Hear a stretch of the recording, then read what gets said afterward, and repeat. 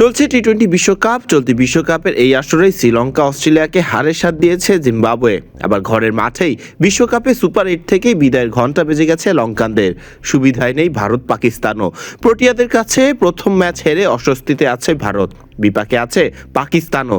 সেমিফাইনালের দৌড়ে কারা থাকছেন এগিয়ে? কি হবে যদি আবার সবার পয়েন্টও সমান একই হয়ে যায়? টি-20 বিশ্বকাপের সুপার 8 পর্বে সেমিফাইনালের দৌড় এখন তুঙ্গে। মাঠের লড়াই যেমন উত্তপ্ত, তেমনি সমীকরণের হিসাবও চলছে সমান তালে।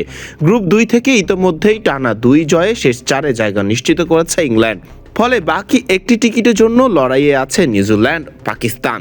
গ্রুপ 1-এ কোনো দলেরই এখনও সুপার 8 নিশ্চিত হয়নি এবং কেউ এখনও বাদ পড়েনি।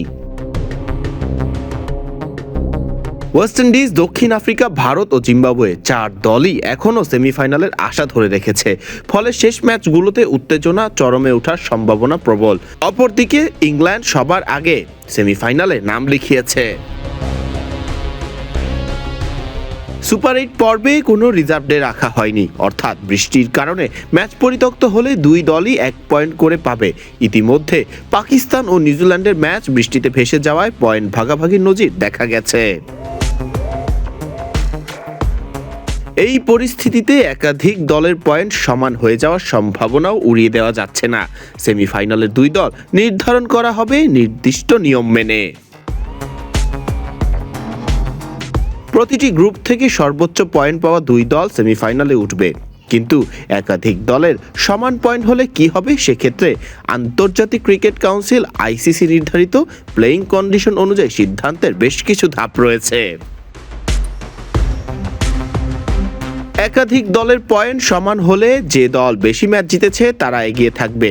পয়েন্ট ও জয়ের সংখ্যা সমান হলে হিসাব করা হবে নেট রান রেট দিয়ে।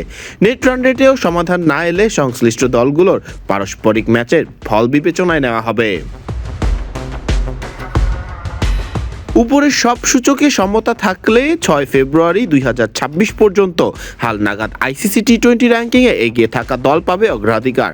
সব মিলিয়ে সুপার 8-এর শেষ দিকের ম্যাচগুলোতে শুধু জয়ই নয়, বড় ব্যবধানেও জয় গুরুত্বপূর্ণ হয়ে উঠতে পারে। কারণ শেষ পর্যন্ত সেমিফাইনালে টিকিট নির্ধারণে রান রেটেই হয়ে উঠতে পারে সবচেয়ে বড় পার্থক্য গড়ে দেওয়ার উপাদান। ফরদিন রহমান সকাল, বিডি ক্রিক টাইম।